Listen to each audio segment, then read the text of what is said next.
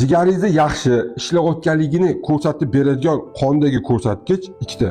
Bu ALT va AST deyiladi.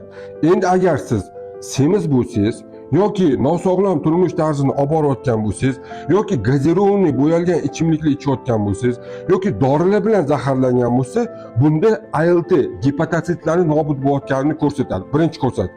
Agar xudo ko'rsatmasin AST ham baland bo'ladigan bo'lsa, bu uje kardiomiyotsitlar, ya'ni yurak hujayralari ham nobud bo'layotganligini ko'rsatadi. Nabaviy tabobatdan juda ham zo'r usul o'rgatib qo'yaman.